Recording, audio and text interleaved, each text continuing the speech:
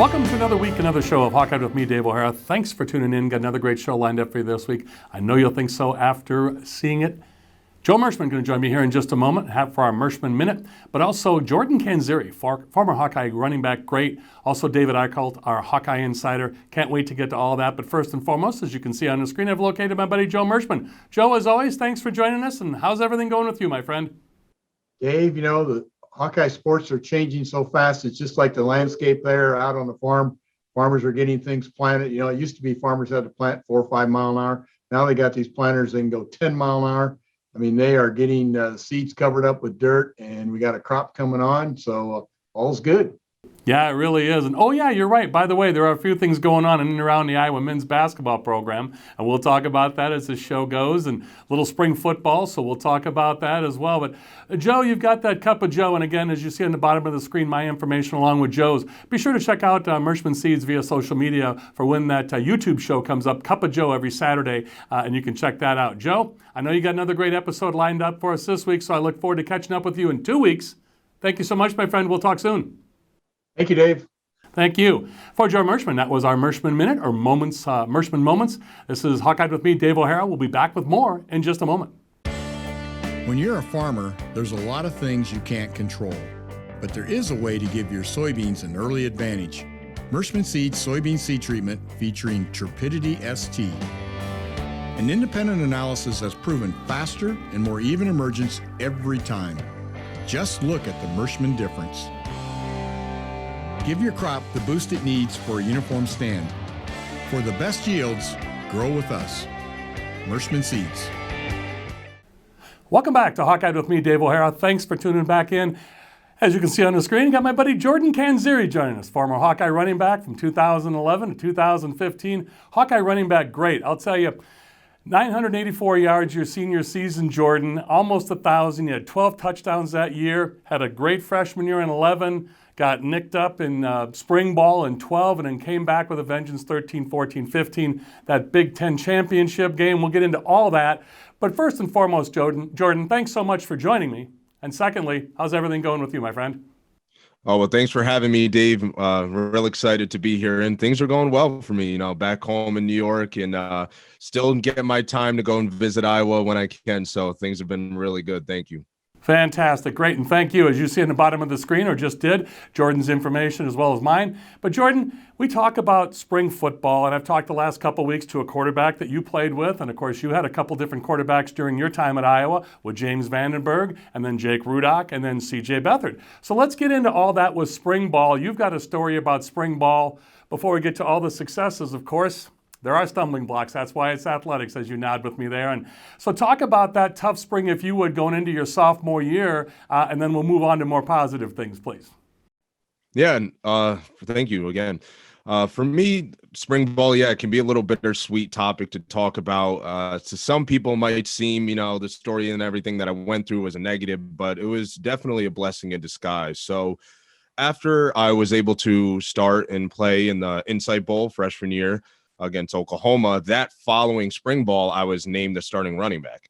And so, super excited, super amped up. Back home, people were telling me that I wasn't even going to play till my senior year, and got to play freshman year, playing the bowl game. So, I was ready. But first day of contact when we were in pads, I tore my ACL. First major injury for me, real tough, didn't even know what to do. And it was just something that, again, it just threw me off the rails.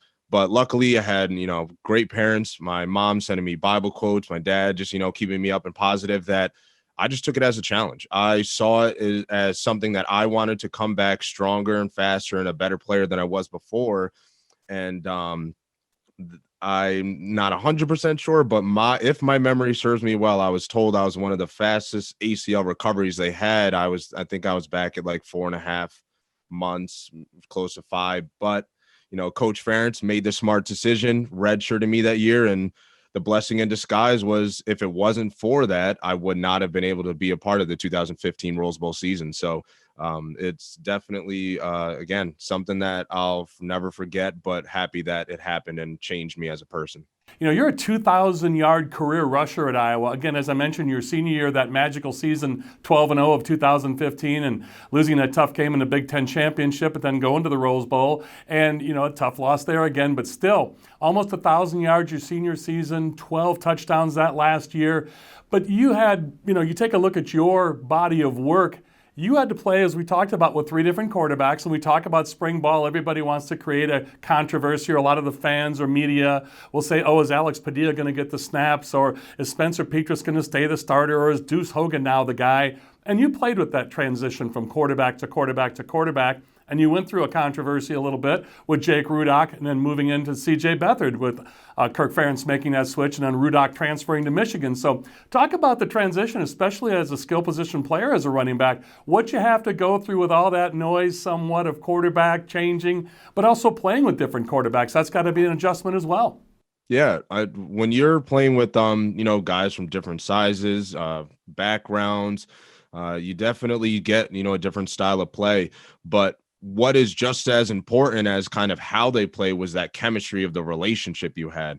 So with Vandenberg, you know, we didn't have as close knit of one because I kind of just stepped in later in that season once after Marcus Coker. And you know, he was funny because he would like to, you know, pick on my size, but you know, he was also a guy that would help me out. You know, he would make sure that I knew what I was doing, ask and make sure as well. And, you know, he was a good leader. He was a guy that, you know, showed by example. But with going in with Rudock, you know, me and him were actually really good friends, still are to this day. And, you know, he's getting married this year and I'm going to be a part of it. And, you know, I love him. So me and him were also very close off the field. So that was kind of easy, where whatever he needed, his game style, he would communicate very well with me on the field. And we just, you know, had that vibe where it kind of felt very easy. And he was another guy who tried to not only just act right and speak with his actions, but, you know, he was a guy who would try to get everybody going, would get us to do the extra workouts, you know, would be that also that Raha guy, get everyone going as well. But, you know, it was very difficult when that transition happened. You know, there was a lot of resentment from a bunch of players towards him just for making that step and move. But, you know, he's got to do what, you know, is best for his case and his career in that point.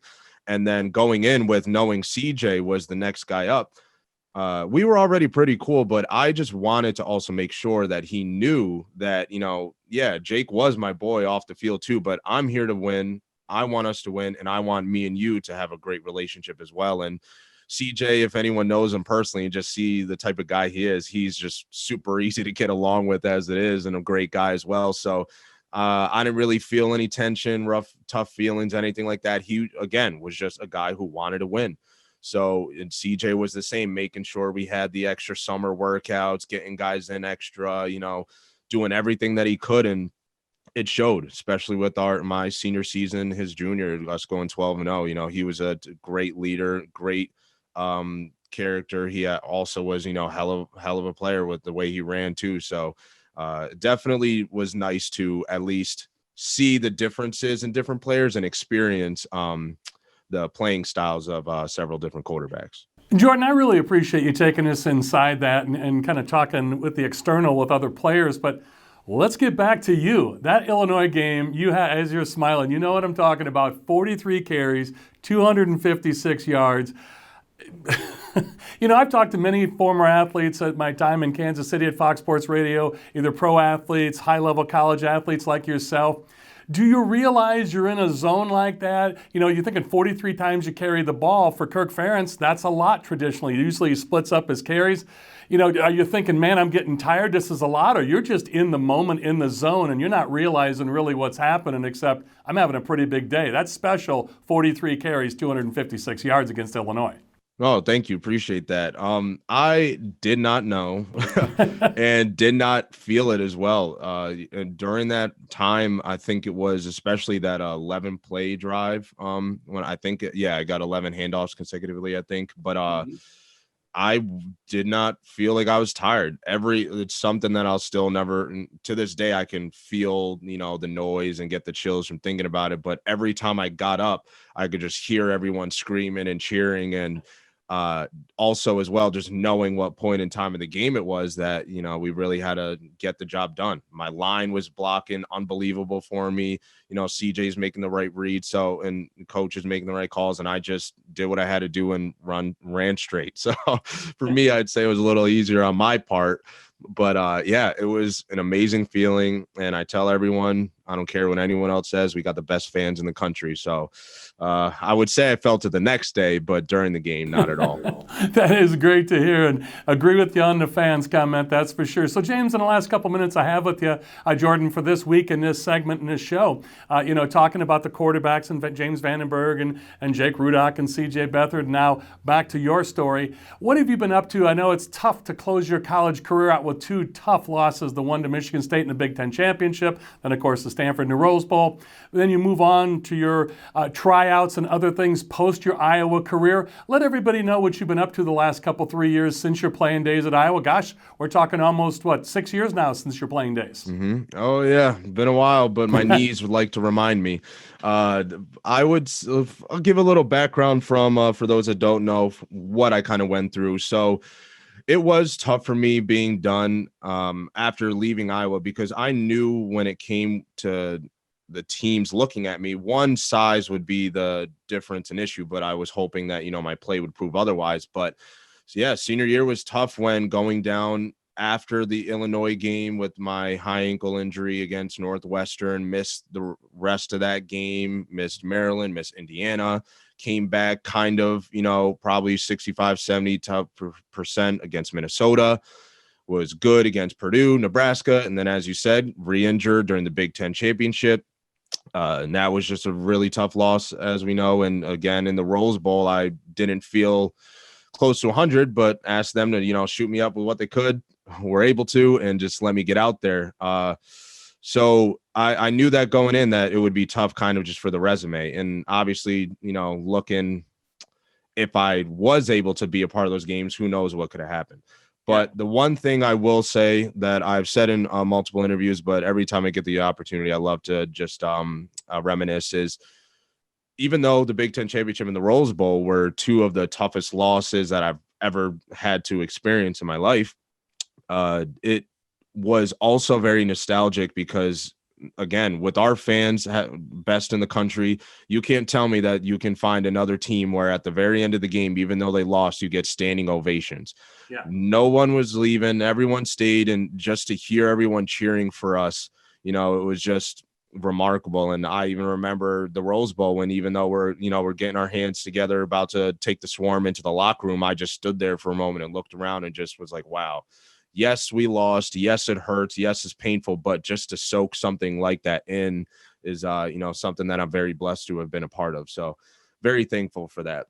After that, got my opportunity with going to a rookie mini camp with the Chiefs, the Browns, and then also had a tryout with the LA Rams. But after that, took the chance to go and play in Japan with fellow Hawkeye Sean Draper in the X League. With the Kobe City Finnies. Was there total of 2 years, finally got to come home and again, did it all. AFL indoor, CFL tryouts, got injured there as well. And, tough run, but like I said, you got to look at the bright side, and was blessed to at least have the opportunities that I had. So you're putting some things together. I know in the last minute we have here with you for this week in this segment. Going to definitely have you back in the future, Jordan Canzeri. But let everyone know what you're up to these days, and looking forward to the future. You've got some new projects in the horizon here. Mm-hmm. No, thank you. What I've been doing recently is a couple little ventures. I work at an alternative learning program school for at-risk youth here in my home city, and as well, I was going to a separate school, same part of my Troy City School District, for an after-school program called Young Men of Purpose / My Brother's Keeper. And then also working with one of my close family friends and coach, Tony, up at a gym called Palace Training, where I've been training athletes, the head strength and speed coach up there. It's been really, really fun to help kids develop, teach them things that I was learning in college and even playing in pros. And to see those guys develop and change has been also a very cool thing to be a part of. And starting some of my own stuff. So as you kind of alluded to, it's in the beginning phases, but very excited to, get a part of, again, being example, helping student athletes that may not have those positive role models around them, may not know how to kind of navigate when it comes to recruiting and making themselves the type of player that you kind of need to be to play at the next level, and then hopefully beyond as well. And starting something that I will be calling the Underdog Edge. And again, very excited to slowly get that up and rolling. I'm going to be launching, the Instagram and Facebook accounts within the next 2 weeks, and hopefully just good things come from there. But as I mentioned, just been able to work with, these at-risk kids, different backgrounds, helping these kids develop on the field, off the field, academically, socially. It's just been a very good opportunity to. Well, Jordan, we appreciate you taking the time and giving us the opportunity to hear your story. And again, check all of Jordan's social media out at the bottom of the screen there, along with mine. This is Jordan Canzeri. Thank you so much, my friend, former Hawkeye running back. Great. What a career. What a story. Look forward to catching up with you in the very near future. Jordan Canzeri, great stuff, my friend. Thank you. Oh, thank you. Can't wait for what's next. You have a good one. I will, and you do the same. Yeah, go Hawks indeed. For Jordan Canzeri, I'm Dave O'Hara, back with more Hawkeye to close out the show with our Hawkeye insider, David Eickholt, in just a moment. Hi, I'm Joel from Tice Chevrolet. We've lived through some very interesting times the last few months. Ensuring everyone's safety is more important than ever. That is why we're participating in the Chevy Clean program. At your request, we will pick up your vehicle, service it, and return it after we've cleaned it using the current CDC guidelines. This is just another way to work towards exceeding your expectations. So give us a call and let us show you what it means to be part of the Tice Automotive family. Welcome back to Hawkeye with me, Dave O'Hara. As you can see on the screen, my buddy David Eickholt, the Hawkeye Insider. Got that nice, bright 24/7 sports network behind him as well. Hey, viewers, I want to tell you, I forgot to mention this the past couple of weeks, and I want to make sure you see David's information along with mine at the bottom of the screen. But also check out #SwarmCast. David does a fantastic podcast, a lot of times with Sean Bach, one of his buddies from 24/7 Sports, but also with Keith Duncan, Caitlin Clark. So check it out, #SwarmCast. But first and foremost, as always, David, thanks for joining us. And secondly, what a time to be a Hawkeye reporter and covering the Hawks, spring football, all this basketball news. World's got to be good for you right now, right?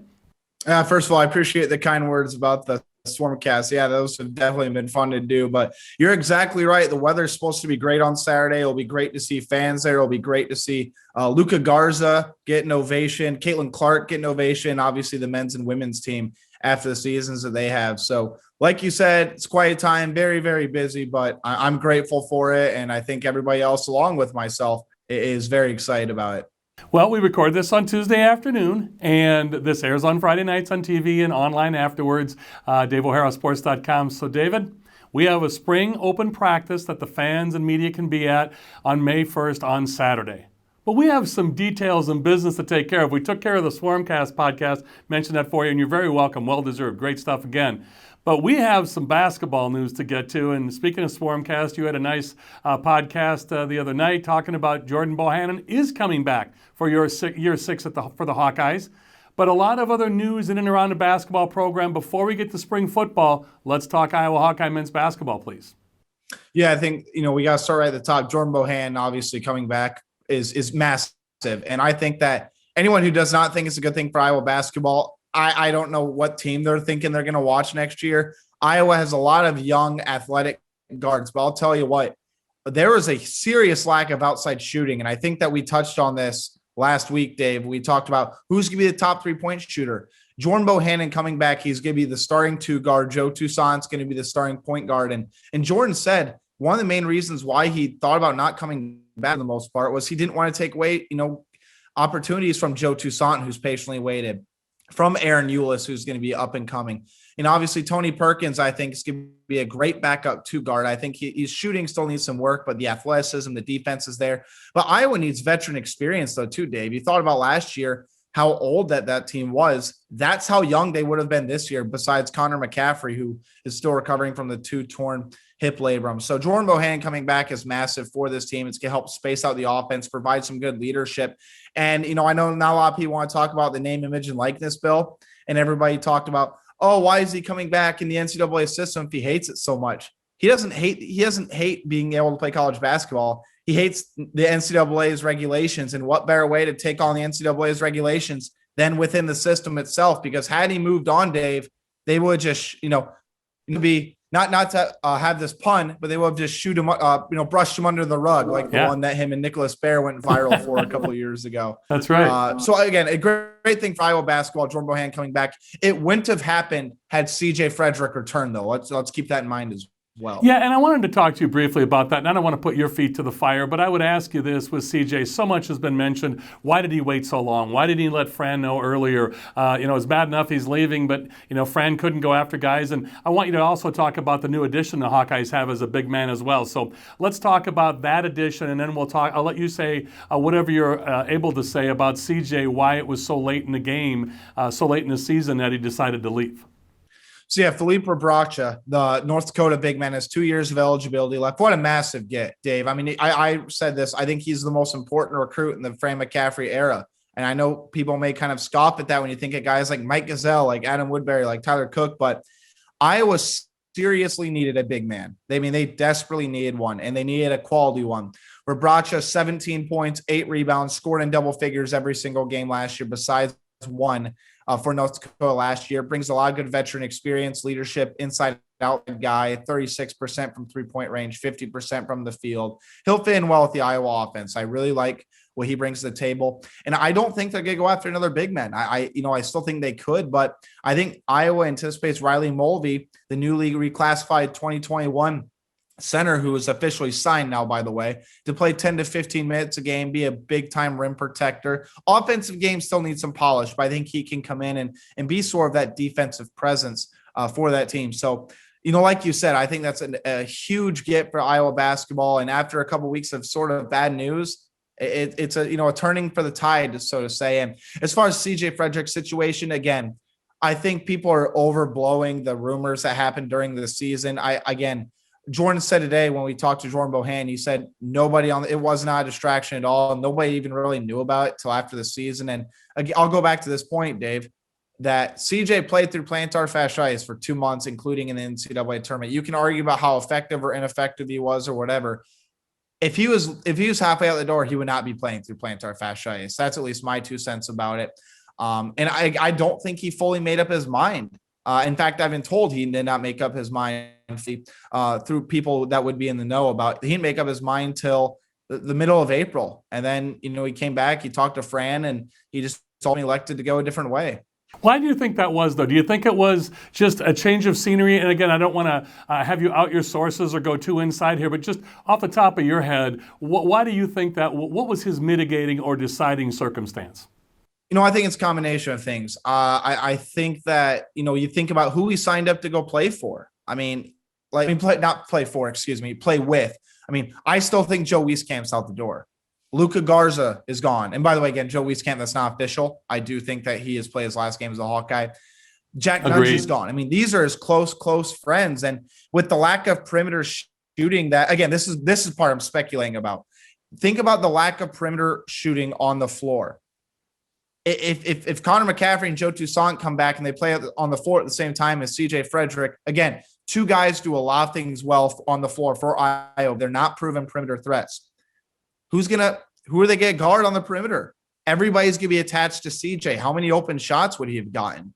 And I think that's something that you kind of need to take into account too. So again, I think it's a combination of things. I can't really put my finger on what exactly it would be, but I think that those two reasons were probably some of the more top reasons they elected to go. Because again, it's not about who he played for.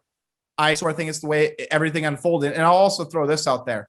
Iowa did not get anybody in the portal before CJ had decided to leave. So I think maybe you take that into account as well. I really appreciate you going into there, and I wasn't holding your feet to the fire at all, and so I greatly appreciate you saying that, and I agree with you about Joe Wieskamp going on to the next opportunity. So greatly appreciate your insights, David. We did all that without you having to out any sources or get you or me in trouble, so that was great. But let's transition on to spring football with the Hawkeyes. What are you expecting this Saturday for the open spring practice, last practice of the spring for this year for the Hawkeye program? Let's hear your thoughts and what you see happening on Saturday.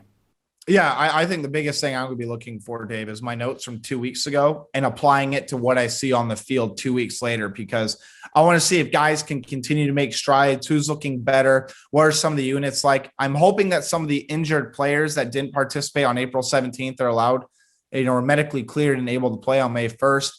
I want to see a guy like Yale Black, the defensive tackle, is listed first string right defensive tackle. I want to see the backup offensive line continue to perform at a high level. And I want to see if Keegan Johnson, the true freshman wide receiver, can continue to sort of just his upward trajectory. Because if that happens, I think he could be one of the top 3 or 4 receivers on this team this year. And I think that he's going to enter fall as the number 4 guy. I think he can go all the way to number 3. If the season, progresses and he continues that upward trajectory. So I'll be looking at those things. I want to see obviously the quarterback battle. I want to see Spencer Petras can get off to a quicker start, and if he can maintain consistency. And last but not least, I got to see some deep passes being completed. I really want to see the downfield ball get completed. That's what all Iowa fans have probably wanted to see for the last couple of seasons. And I think that you can at least see flashes of that. Then you're going into summer and fall feeling a lot better about where this team's going to be at. David, I cannot wait to talk to you next week. I always look forward to speaking with you and having you on this show. But after Saturday, everybody's going to be watching Padilla, Spencer Petras, and Deuce Hogan, as you mentioned, at quarterback. And I'm sure there's going to be completely level-headed takes. There's going to be absolutely, nobody's going to be radical one way or the other. It's going to be all level-headed, even-keeled commentary.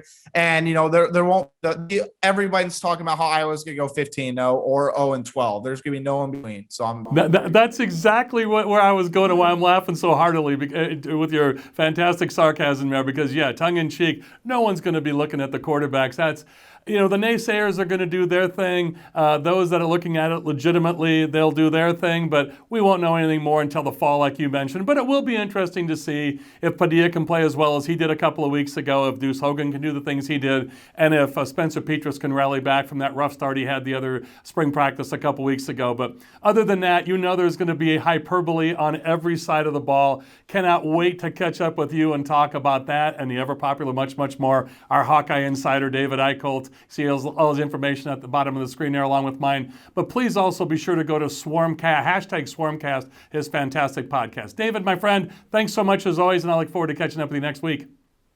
Thanks, Dave. Anything to reinforce the strong ends, though, am I right? No, nothing to change, only to reinforce. So that's exactly well stated, my friend. Hey, again, for David Eickholt, Jordan Canzeri, and Joe Mershman, and to you, the viewers, thanks for tuning in. Also, please stay tuned for just a second afterwards for the rolling credits at the end of this program here. And please give the attention and business to my advertisers and sponsors, which they so richly deserve. So thanks to them as well.